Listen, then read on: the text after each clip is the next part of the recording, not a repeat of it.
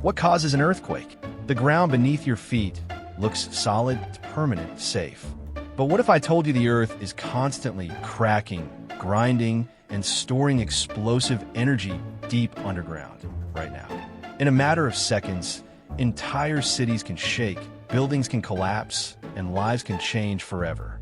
So what actually causes an earthquake? Is it random, or was there a terrifying process happening beneath us all the time? In this video, we're going to break it down step by step and uncover what really happens deep inside the Earth. Now, let's dive into the details. How tectonic plates move beneath the Earth.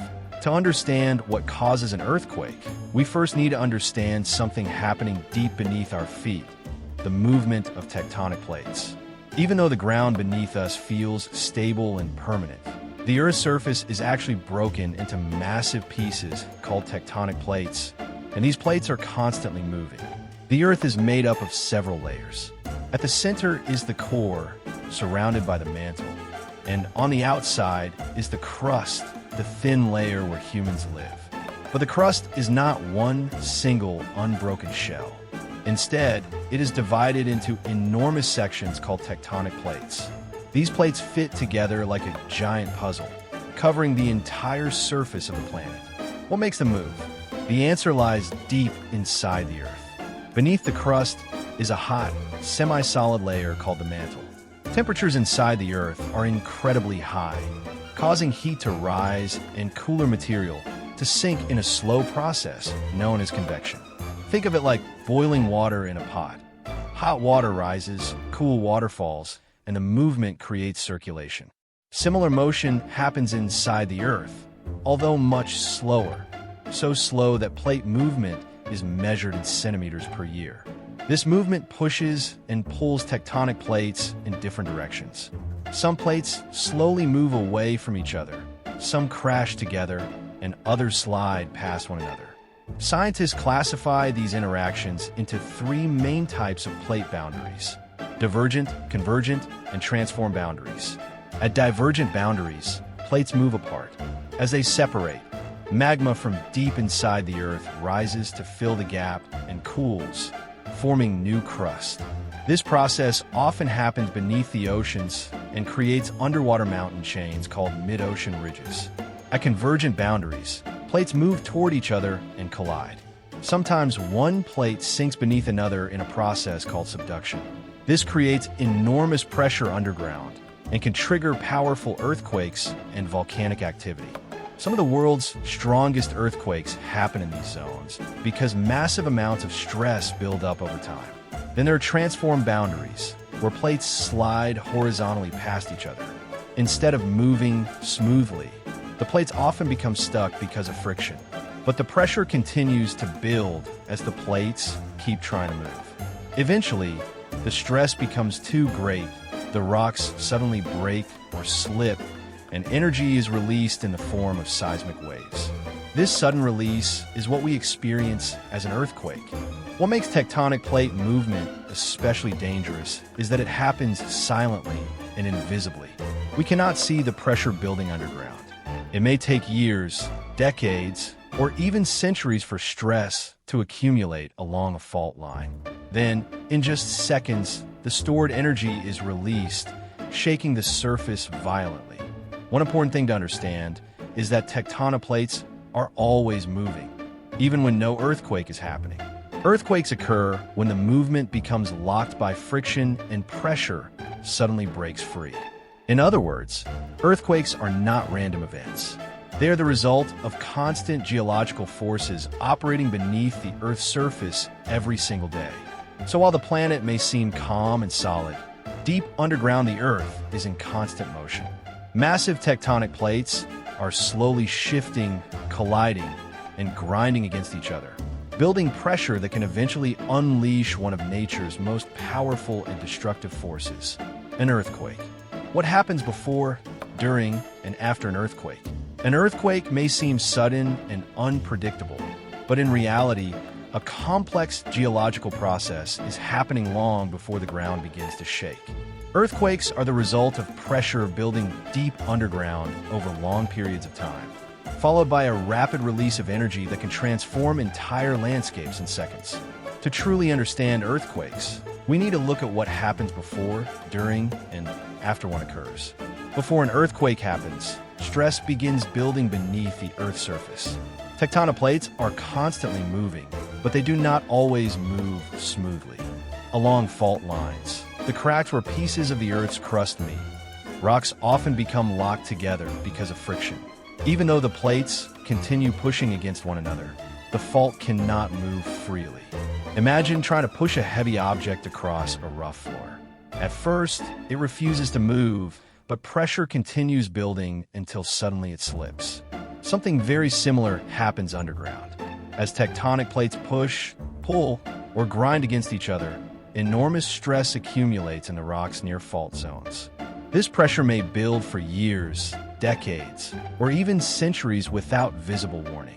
Scientists monitor fault lines carefully because some earthquakes may show subtle signs beforehand, including tiny tremors called foreshocks, unusual ground deformation, or small shifts in underground pressure. However, predicting the exact time and place of an earthquake remains extremely difficult. Then comes the moment when the built-up pressure becomes too great.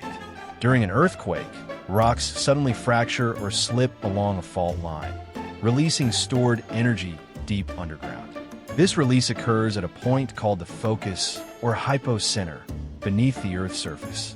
Directly above it, on the surface, is a location called the epicenter, where shaking is often strongest. The energy release travels outward in waves known as seismic waves. These waves move through the Earth and cause the shaking people feel during an earthquake.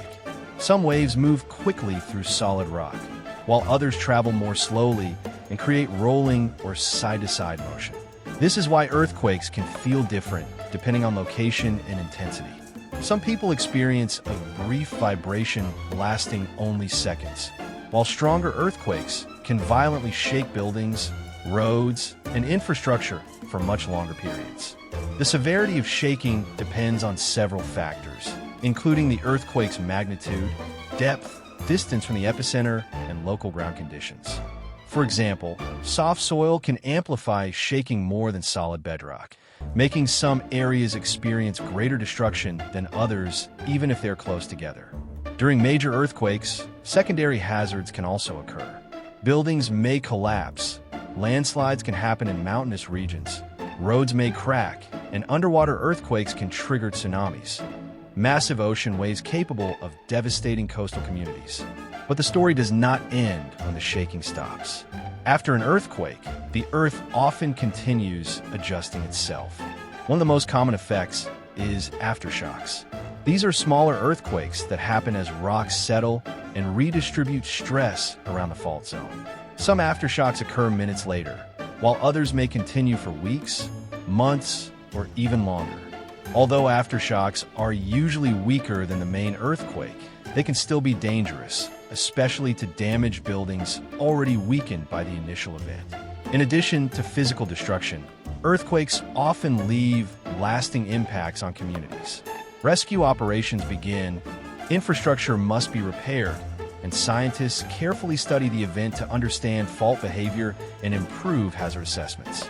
One important thing to remember is that earthquakes are not isolated events. They are part of a continuous geological process happening beneath the Earth all the time. Before an earthquake, stress silently builds underground. During the event, energy is violently released in seconds. And after it ends, the Earth slowly stabilizes again through aftershocks and geological adjustment. What feels like a sudden disaster on the surface is actually the result of forces that have been building quietly for years deep beneath our feet. Why some earthquakes are stronger than others. Not all earthquakes are created equal. Some earthquakes are so weak that people barely notice them, while others can level cities, trigger tsunamis, and permanently reshape landscapes. But why are some earthquakes much stronger and more destructive than others? The answer depends on several geological factors, including how much energy is released, how deep the earthquake occurs, the type of fault involved, and even the ground beneath our feet. One of the biggest reasons earthquakes differ in strength is the amount of energy released underground. When tectonic plates move, stress gradually builds along fault lines over time. The longer a fault remains locked and pressure accumulates, the more energy may be released when it finally breaks. Think of stretching a rubber band. A small stretch releases only a little force when snapped, but if stretched farther and farther, the release becomes much more powerful. Earthquakes work in a similar way. A fault that has stored pressure for decades, or even centuries, may unleash enormous energy in just seconds. Scientists measure earthquake strength using magnitude scales, which estimate the amount of energy released. Many people are familiar with the Richter scale, but modern scientists more commonly use the moment magnitude scale because it provides a more accurate measurement for large earthquakes. A small earthquake, for example, may only produce light shaking that rattles windows or furniture. But as magnitude increases, the amount of released energy rises dramatically. In fact, earthquake energy increases exponentially rather than gradually. This means a magnitude 7 earthquake is not just slightly stronger than a magnitude 6. It releases many times more energy. Another important factor is earthquake depth. Some earthquakes occur close to the Earth's surface, while others originate much deeper underground. In general, shallow earthquakes tend to cause more damage because their energy reaches the surface with less loss. Imagine dropping a heavy object directly onto a table versus dropping it through thick layers of cushions first. The impact is much stronger when there is less material absorbing energy. Similarly, shallow earthquakes often create more intense shaking near the epicenter. Fault type also plays a major role in earthquake strength. Different tectonic movements generate different styles of earthquakes. At transform boundaries, plates slide past each other horizontally, often causing sudden and powerful ruptures. At convergent boundaries, where one tectonic plate pushes beneath another, some of the strongest earthquakes on Earth can occur. These subduction zone earthquakes are especially dangerous because they involve enormous sections of crust moving over huge distances. The pressure can build for centuries before suddenly releasing in a massive rupture. Some of history's most devastating earthquakes occurred in these environments and generated deadly tsunamis afterward. Distance from the epicenter is another major reason earthquake intensity varies. People closer to the epicenter usually experience stronger shaking because seismic energy is most concentrated near the source. As waves travel outward, they gradually lose energy. However, local ground conditions can sometimes make distant areas surprisingly dangerous. Soft soils and loose sediments can amplify shaking, causing buildings to sway more violently compared to areas built on solid rock. This explains why some cities suffer heavier destruction than neighboring regions during the same earthquake. Building quality is another critical factor. Technically, earthquakes do not kill people. Unsafe structures do. Countries with strict earthquake-resistant construction standards often experience fewer casualties, even during powerful seismic events, while poorly constructed buildings are more likely to collapse. Another reason earthquakes vary is duration. Some earthquakes last only a few seconds, while others continue for over a minute. Longer shaking places greater stress on buildings and infrastructure, increasing the likelihood of severe damage. In the end, earthquake strength is not determined by a single cause. It is the result of multiple interacting factors: energy release, depth, fault type, distance, ground conditions, and infrastructure resilience.